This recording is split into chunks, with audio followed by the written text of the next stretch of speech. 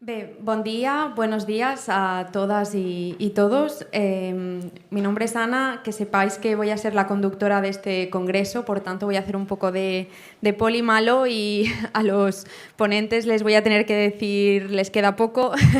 Y igualmente estoy a vuestra disposición también para indicaros la gente que se ha apuntado en las comidas, la gente que requiera cualquier tema organizativo, pues también podéis comunicármelo y estoy a vuestra disposición. No obstante, ahora lo que me toca, que para mí es un placer, ¿no?, y un honor, es presentar a Edi Ndopu. Se va a conectar de manera telemática. Edi nació en Namibia, es activista por los derechos humanos y además es asesor del secretario general de las Naciones Unidas.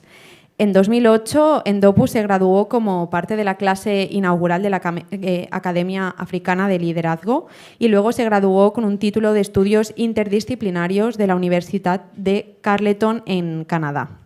Durante todo este tiempo, Ndopu fue invitado a dar presentaciones sobre su trabajo, sobre su maestría en la Universidad de Yale, y entre 2016 y 2017 Ndopu se convirtió en el primer estudiante africano con una discapacidad en ser admitido en la Universidad de Oxford con una beca completa en la Escuela de Gobierno de Blavatnik, con sede en Somerville College.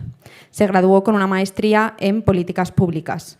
En 2009, Ndopu fundó la Estrategia Global para la Educación Inclusiva, una campaña para facilitar los derechos educativos de la infancia con discapacidad que vive en las economías en desarrollo. En 2018 se convirtió en embajador global del Humanity and Inclusion, apoyando los derechos de la infancia con discapacidad, y es el asesor especial de impacto y sostenibilidad corporativa de los socios de la RTV Investments.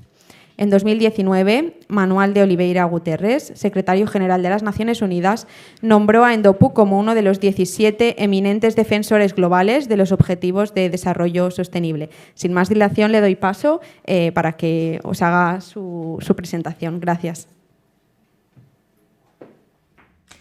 Greetings from New York. I am so sorry that I could not be with you in person, but thank you for giving me the opportunity to address you and just share some of my initial thoughts around this really important set of challenges that we need to think through and talk through: the relationship between human rights, economic autonomy, and the labor participation of people with disabilities.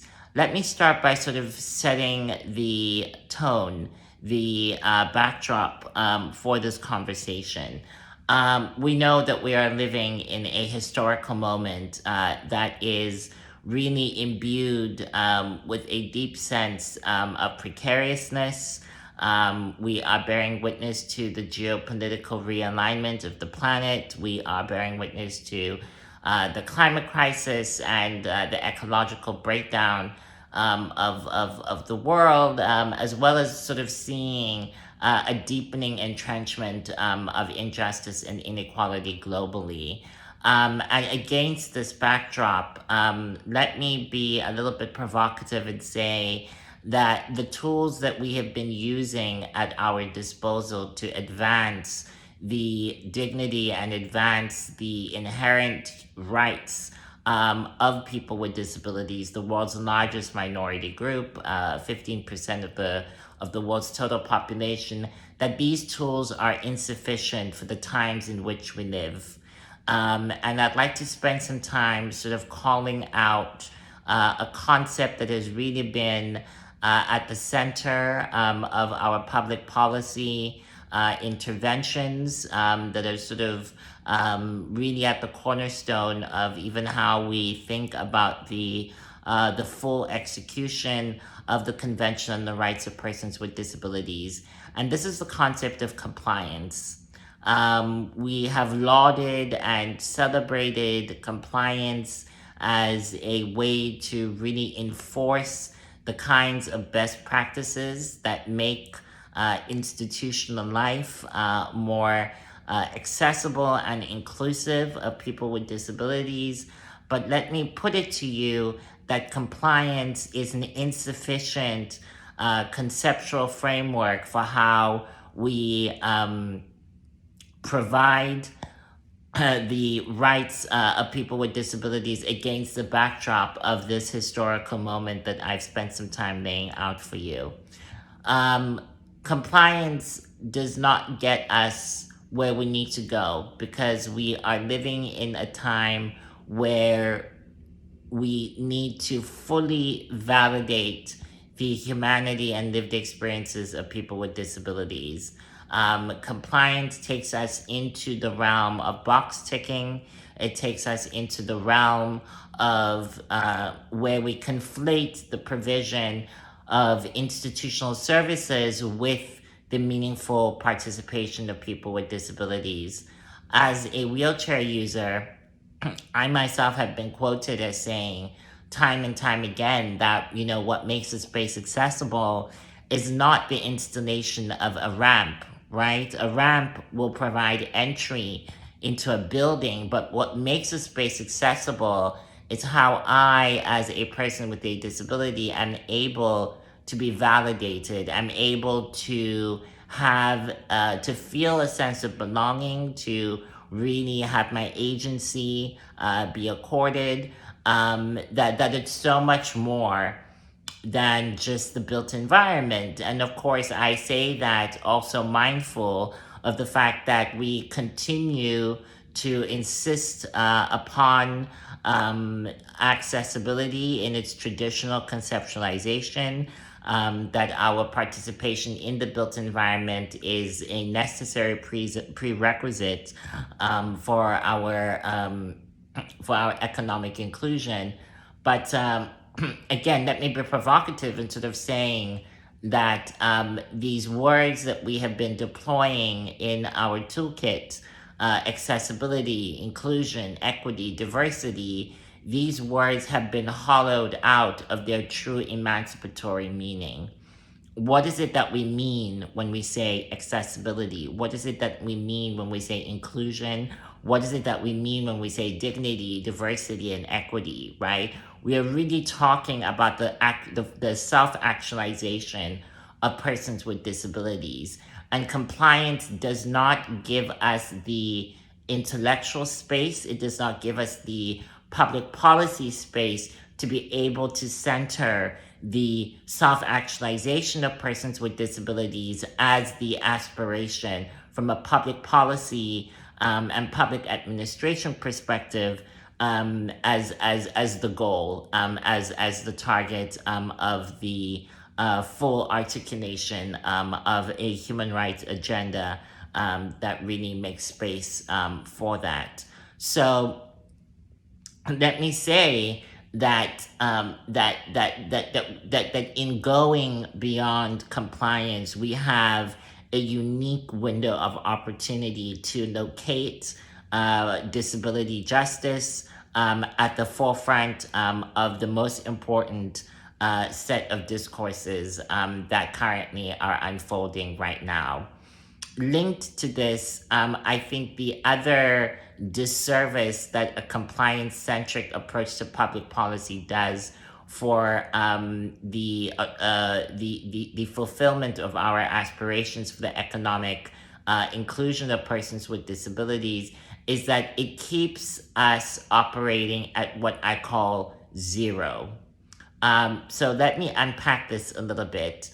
And speaking from a Global South perspective, as an advocate who really cut his teeth, living in South Africa, now I live in New York. But what I've noticed is that there is no question that the world's majority of persons with disabilities are starting out at -10, right? That we experience neglect, we experience exclusion, and we experience discrimination on an epic scale, right? And that positions us at -10.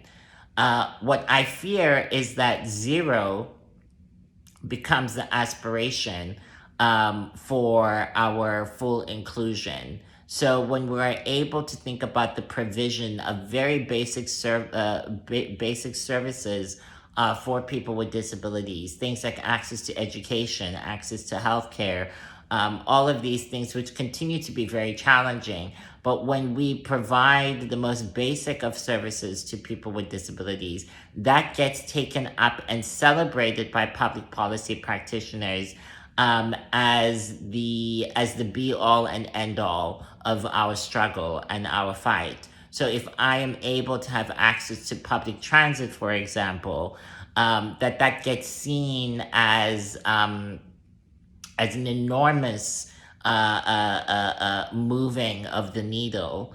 I would push back against that. I would say that we want to be thinking about our aspirations as moving beyond zero. And I think a compliance-centric approach to public policy does not allow us to raise the level of ambition for how we think about tackling this quest for self-actualization for persons with disabilities.